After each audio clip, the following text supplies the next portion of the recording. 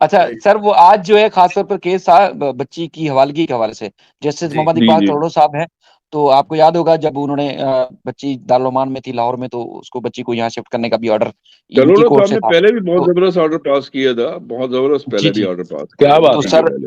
अब जुम्मे को बच्ची को तलब किया है अदालत ने कि बच्ची अगर जाना चाहती है तो कोर्ट में आए और स्टेटमेंट दे, और फिर जो फैसला होगा बच्ची के स्टेटमेंट को मद्देनजर रखते हुए देखा जाएगा।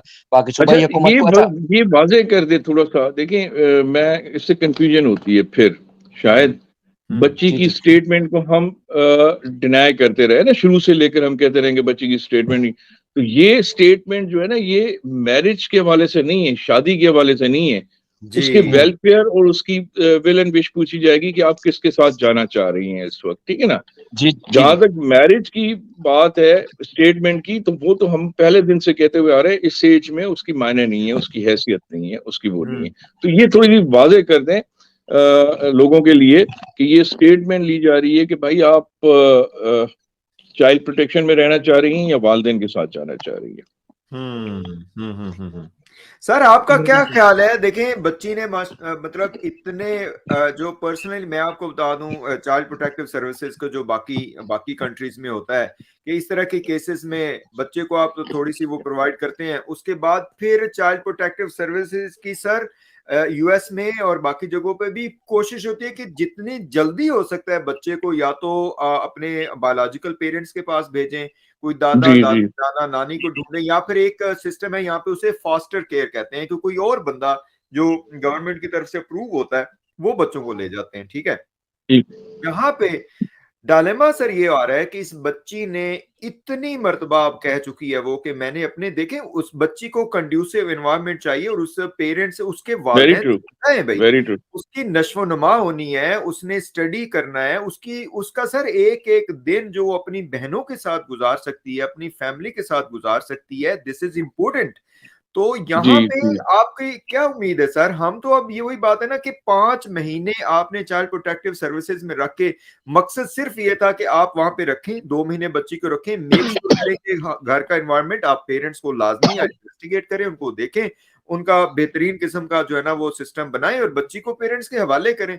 क्या कहेंगे सर आप, क्या अच्छा पॉसिबिलिटी है? डॉक्टर साहब, आपके इस सवाल का जवाब ही दे रहा हूँ। और जी थोड़ा सा मैं एक चीज, क्योंकि इतने दिनों से मैं नहीं था इसमें, तो एक चीज जी की मैं वजाहत भी करता हुआ चलूँ। देखिए हम शुरू से एक बात कहते हुए आ रहे थे कि क्रिमिनल केस में थोड़ा सा टाइम लगेगा, वो एक जी प्रोसीजर है, प्रोसीजर वो चलेगा आगे। लेकिन जी ये जो साइड बाय साइड चीजें आ रही, इससे एक चीज तो ऑडियंस को, हमारे ऑडियंस या जो भी देख रहे हैं, जी उनके ऑडियंस भी, ये हम्म वादे हो जाना चाहिए कि इसके पीछे कोई बैक हैंड पे कोई गैंग जरूर है जो इसको हम्म लंबा खींचे जा रहा है केस को। और टाइम हम्म एंड अगेन आप देख रहे हैं जो चीजें सामने आ रही हैं, इसके हम्म पीछे नॉर्मली ये नहीं होता, ये एक हम्म ट्रांजिटरी पीरियड होता है। और जो आप वाला सवाल था कि चाइल्ड प्रोटेक्शन में, देखें सिविल मैटर्स में या सिविल में ये स्टेट की रिस्पॉन्सिबिलिटी इस हद तक तो है, चाइल्ड है, लेकिन ये एक टेम्पररी बेसिस पे एक ट्रांजिटरी पीरियड के लिए जी ये अरेंजमेंट होती है। उसके जी बाद बिल्कुल ऑब्वियसली, क्योंकि इस कोर्ट ने, इसी कलोड़ो साहब की कोर्ट ने ये डिक्लेयर किया था अपने ऑर्डर में, अगर जी आपको याद हो 26/6/2021 का ऑर्डर था मेरे ख्याल से। उसमें ये क्लियरली लिखा था कि नेचुरल गार्जियंस जो हैं वो पेरेंट्स हैं, जी दे आर द नहीं नेचुरल नहीं, गार्जियंस, ठीक है इक्कीस ना। 21 जुलाई सर, 21 21 जुलाई, जुलाई, 21 जुलाई। 21 जुलाई 21 जुलाई, 2000 21 जुलाई, जी सर, 21 मैं जुलाई वहां मौजूद 2000। था और कराची में, और 2022। वो जी वो जी जी।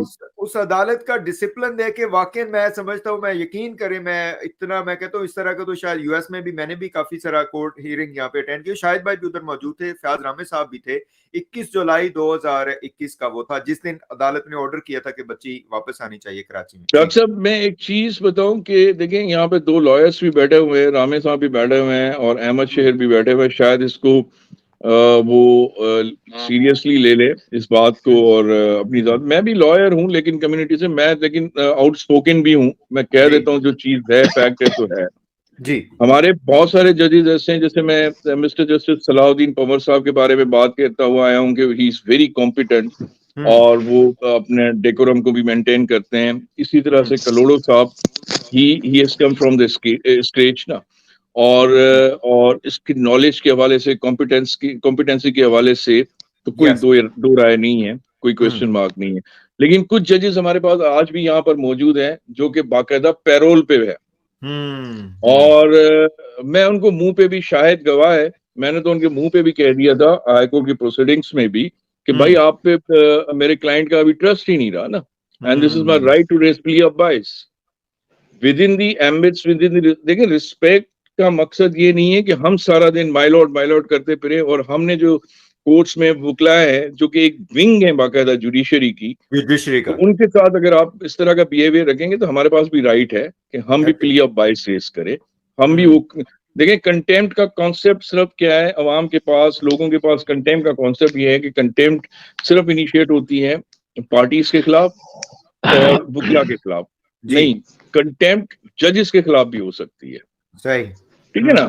तो लेकिन आप में वो होना चाहिए डेयरिंग। देखिए अगर कोई जज आपके खिलाफ कंटेम्प्ट करता है, लेट्स से किसी वकील के खिलाफ, तो he will become the complainant ना, तो ये तो मेरा राइट बनता है कि मैं उसको डॉक बॉक्स में और विटनेस बॉक्स में बुलाकर उसे क्रॉस एग्जामिनेशन करूं, क्योंकि यू आर द कंप्लेनेंट, ठीक है ना। तो ये चीजें बहुत सारे लोगों को पता नहीं है। तो अगर कंटेम्प्ट करना चाहते हैं शौक से करें, हम भी अपना राइट एंजॉय करेंगे ना फिर उस चीज का, यस, जो हम देखिए बहुत सारे जजेस यहाँ पर हैं जो कि आप यकीन जाने एक सिलेक्टेड बुकला है, ग्रुप ऑफ बुकला है जिनके पेरोल पे चल रहे हैं, हर चीज फिक्स। और उसी तरह से, और ये आजकल मैं वेकेशन से पहले एक दो जजेस के साथ मेरी अच्छी खासी हुई है, और जिसे कह लें कि इसी हवाले से बड़े सेंसिटिव केसेस थे जो मैं चला रहा था, उन पे उन्होंने कुछ करने की कोशिश की, तो मैंने भी उसी हवाले से रिस्पॉन्ड किया, और वो बाकायदा पेरोल पे चल रहे हैं, और मैंने भी डोजियर बना के रखा हुआ है उनके लिए, उनके खिलाफ मैंने भी एक एक चीज बना के रखी हुई है। आप यकीन जाने किसी दिन धमाका शायद के थ्रू ही करवाएंगे हम पे। मेरे मैं बता रहा हूँ सर, मेरा जहाँ लोग नाम लेते ना, तो यार ये मोबाइल लगता है कि वो ये कोई अच्छा मोबाइल नहीं है जिससे आप लाइव आए हैं। जी सर बिल्कुल नहीं, शायद ये डार्क वाला मोबाइल नहीं है। शायद आप जिस दिन आए थे कोर्ट में और मेरी जो हुई थी उनके साथ अपना आर्ग्यूमेंट्स हुए थे इनके साथ, अपना एक जज साहब के साथ, उसके बाद फिर भी एक दो केसेस है, मैंने तो उनको ओपन, मैंने कहा सर आप बादशाह बन के बैठे हुए हो, आप थोड़ा सा बादशाह की सीट से उतरो और इंसाफ प्रोवाइड करो, डिस्पेंस करो, जस्टिस डिस्पेंस करो। आप भी अंडर द कॉन्स्टिट्यूशन, देखिए आप अपने घर से उठ के आकर तो इस सीट पे नहीं बैठ गए ना, नहीं बैठ गए, आप भी सर्टेन टर्म्स एंड कंडीशंस, कुछ लिमिटेशंस हैं, कुछ क्राइटेरियाज हैं, कुछ एम्बिट्स हैं जिसके अंदर रहते हुए कॉन्स्टिट्यूशन ने आपको वो दिए हैं, तो आप उसके अम्ब्रेला के नीचे बैठ कर आपको जस्टिस डिस्पेंस करना चाहिए ना। तो आप बादशाह बनकर, और हम कोई कोर्ट ऑफ किंग के पास अपीयर नहीं हो रहे हैं ना, हम कॉन्स्टिट्यूशनल कोर्ट्स में अपीयर हो रहे हैं, यस, जिसमें हमारे ऊपर अगर बाइंडिंग्स है तो आपके ऊपर भी बाइंडिंग्स है, and you are part and parcel of this justice system. Part and parcel sir, judiciary के दो विंग्स हैं, जुडिशरी एज एन इंस्टीट्यूशन के दो विंग्स हैं, एक जजेस, दूसरा बुकला, bar and bench. It is not the bench and bar comes first and then bench. Iqbal कलोड़ों का ताल्लुक, जस्टिस इकबाल कलोड़ों का ताल्लुक दादू से है, 28 से, और वो बिल्कुल इस क्रेज से आए, और उन्होंने हैदराबाद में प्रैक्टिस की है, हम साथ ही प्रैक्टिस करते रहे हैं, हैदराबाद में, कराची में भी करते रहे हैं। वो प्रोसिक्यूटर जनरल भी रहे हैं, चार्ज रहा है उनके पास, एडिशनल प्रोसिक्यूटर जनरल थे। He is very knowledgeable, very competent in criminal cases, और माशाल्लाह से उसने मेहनत भी की है, और आप वाली बात बिल्कुल मैं सेकंड करता हूं। बल्कि मुझे एक केस याद आ रहा है, हैदराबाद में लगा हुआ था, उसमें उन्होंने एक अपने क्या कहते हैं डिप्टी कमिश्नर का या एडिशनल डिप्टी कमिश्नर का वारंट निकाल के उसको अरेस्ट करके कोर्ट में बिठा दिया था। तो मुझे कॉल आई थी, क्योंकि मैं अपीयर हो रहा था बोर्ड ऑफ रेवेन्यू की तरफ से, तो मैं जब गया तो उनके बड़े अल्फाज मुझे आज तक याद हैं कि उन्होंने कहा कुरैशी साहब हमें मजा तो नहीं आता ना किसी को हम अजियत पहुंचाएं, हमारा काम है इंसाफ प्रोवाइड करना, और दैट्स ट्रू। उन्होंने कहा कि हमने एक ऑर्डर किया है, उसकी कंप्लाइंस अगर आप नहीं कर सकते हो तो हमें लिख कर दें। तो फिर मैंने उसी वक्त कंप्लाइंस करवाई थी, और उसके बाद उन्होंने उनको बरी कर दिया उसी वक्त। तो कहने का मकसद है कि बिल्कुल आप सही कह रहे हैं कि डेकोरम के हिसाब से, नॉलेज के हवाले से, कॉम्पिटेंस की पॉइंट पे कलोड़ो साहब बहुत जबरदस्त। अच्छा, शायद अभी जो ये दूसरा जो केस लगा हुआ है वो किसके पास लगा हुआ है? वो जस्टिस मुबीन लाखों के साथ पास लगा हुआ है सर कल सीरियल नंबर 22 पे। सही गैस किया ना सर मैंने नाम। जस्टिस, बिल्कुल जस्टिस मुबीन लाखो is like a younger brother, और बड़े खानदानी है माशाल्लाह से। इनके वालिद साहब मरहूम हफीज लाखो साहब बड़े पाए के वकील होते थे। हफीज लाखो साहब का शुमार पाकिस्तान के बहुत बड़े वकीलों में, बल्कि जीएम कुरैशी साहब जो मेरे अंकल थे वालिद की तरह, जो मेरे मेंटोर भी थे, उनके बहुत करीबी दोस्त हफीज पीरजादा, इनके साथ इन्हीं कैलिबर के इनके वालिद साहब थे, और बड़े खानदानी है और डिसेंट जज है। इंशाल्लाह उससे भी उम्मीद है इंसाफ की हमें। इंशाल्लाह सर, इंशाल्लाह।